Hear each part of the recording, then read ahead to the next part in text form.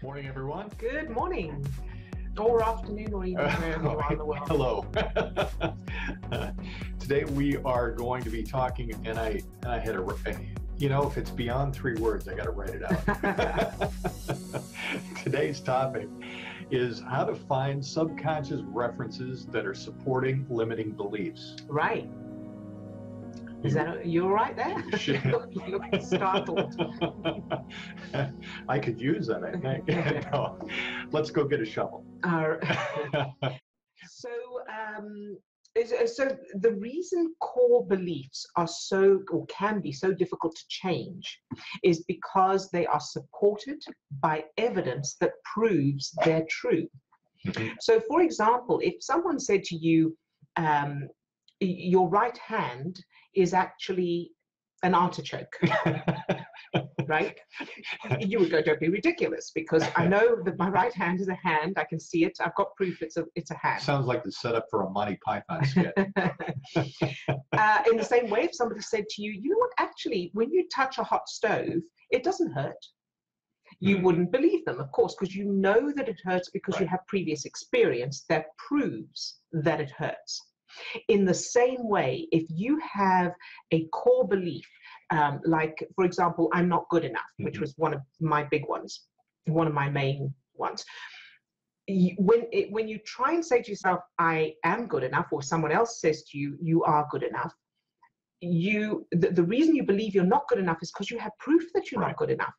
So in the moment, this is why affirmations are not reliable. So affirmations can work sometimes for some things, for some people, and what determines whether they work or not is how much proof your subconscious has to the contrary.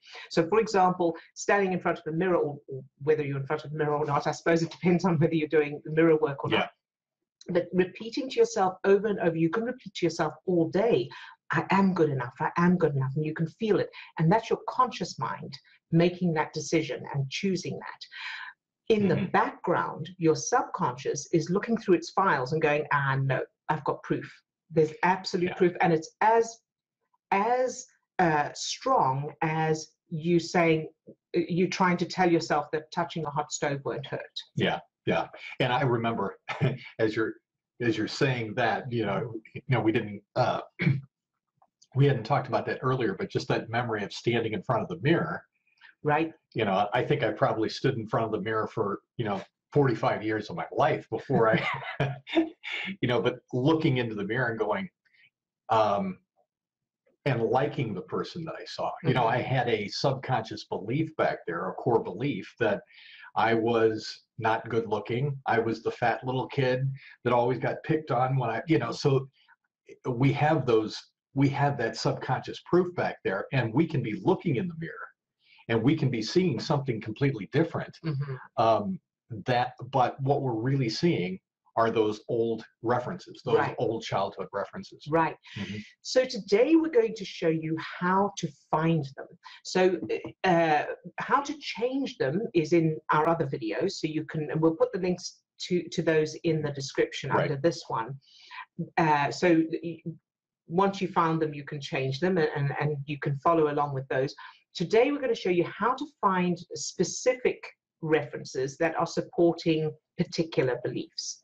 And so not just beliefs, patterns as well. So if you find that you're always, in my case, always struggling for money, no matter how hard I worked or how much I tried to save, or always dating the same kind of person, wait a minute, that kind of thing. That kind of thing. So let's start with, so if you've got a pen and paper, you might want to write these down. There's 3 main questions that we recommend you start with. The first is, so you're thinking, what's the problem you want to solve? So I'm going to use the belief of I'm not good enough because it's a common one. It's very very popular. And has a number of different ways of manifesting or expressing. Right. And it has a powerful effect on all areas of life. So I'm not good enough. So the first question is, how do I know I'm not good enough?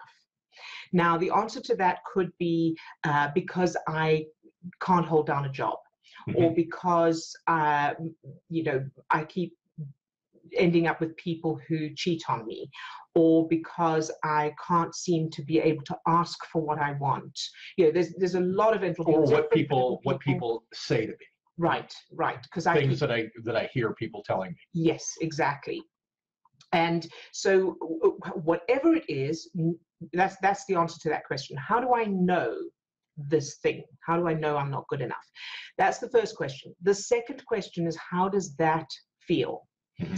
And again, it's going to be different for different people. So it could feel, the answer could be, I feel ashamed, or I feel inferior, or I feel anxious, or I feel pressure. You know, there's a lot of, it's going to vary from person to person depending on what other beliefs are there. But this is really the key point here, I think. It's identifying and really understanding what the feeling is that's being created because of this particular problem. So the problem of I'm not good enough, or whatever the limiting belief is, I don't have enough money, whatever it's the feeling of that. And some people it's more of a knowing, it's more of a psychological feel, or an emotional kind of thing. Other people talk about having feelings of pressure. This feels heavy.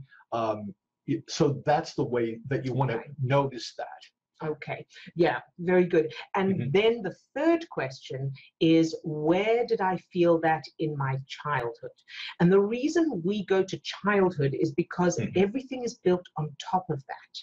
So from birth onwards, your subconscious is taking in stimuli, information, and interpreting it, giving it meaning, to form the structure of who you are and how the world works, how you're supposed to survive and be in the world.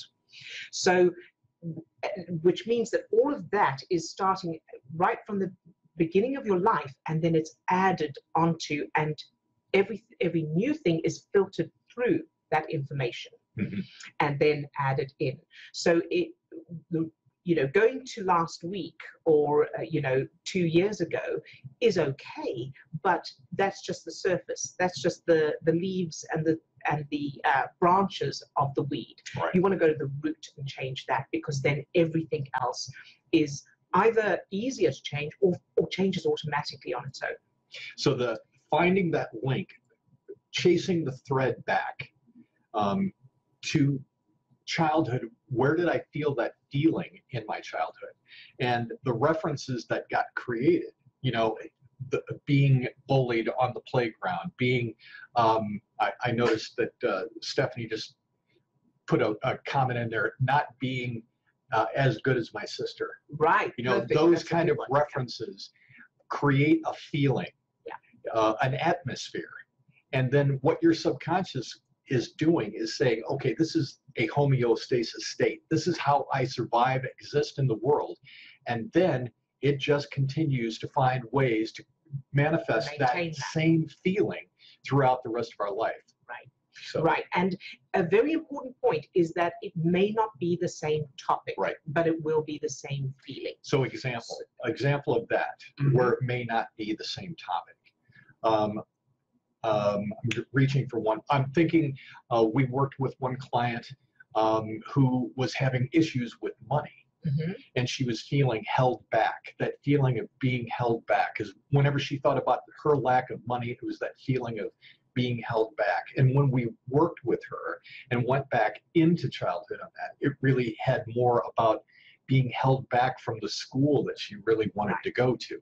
So it may not have to do with money, but it has to do with the feeling that's being created. So that feeling of being held back was what was driving that state as she moved forward. Yes. So as Steve said, you're looking for the feeling, not for the topic. So it may be a different topic, but will be the same feeling. So the three questions, a recap, is how do I know? How do I know it's a problem? The second one is, how does that feel?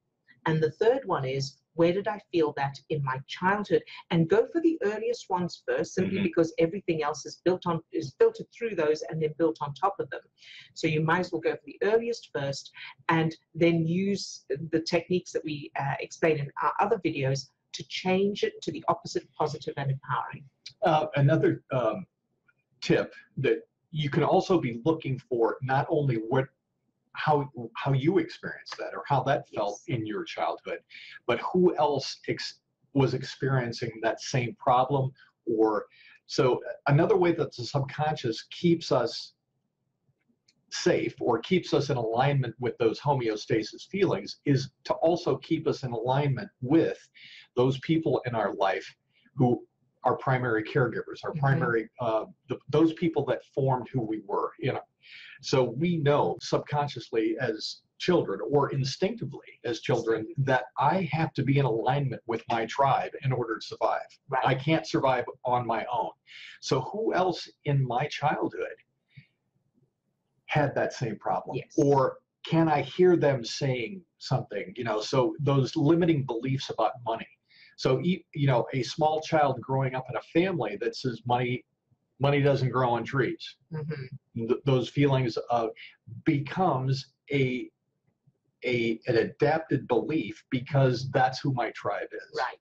Or witnessing a parent who is behaving in a certain way that the child's subconscious interprets as I'm not good enough, for example. So those are now, having said all this, the main goal of everything in order to create the results you're looking for is to end up with an entire new childhood. So to end up with an entire new timeline of references for your subconscious to refer to as proof. Bearing in mind the subconscious does not know the difference between reality and imagination. It cannot use logic or reason the way the conscious mind does, and it can't judge something as unrealistic. Right. So it will believe whatever you give it. So ideally, you want to end up with, I was born to a fabulous family, parents who were in love and wonderful, and they were both supporting me throughout my entire life. They were enthusiastic, affectionate, loving towards each other and to me. I was given all the opportunities. I come from a long line of people who are fabulous and successful and wealthy and healthy and whatever it is you want now. That's what you want to end up with. So for a lot of people, they go, well, I can't find any memories or I can't remember anything. That's okay. Just start from scratch and create brand new ones. And as you do that, you may find that you do start to remember specifics, and then you can change those to fit in with your new, your whole new reference that's going to support what you want now. And if there's any, what we would say, conscious resistance to that thought, that I can't just go back and change my childhood. I just can't give myself that new timeline. The point is that we are basing it, you're just recreating, you're giving yourself new data for your subconscious to refer to. And if you think about, or if you look at some of the other videos that we've done, even if you look into neuroscience and start doing some of the research on neuroscience, memory is not our memories don't hold the data like a camera or digital recording devices record data.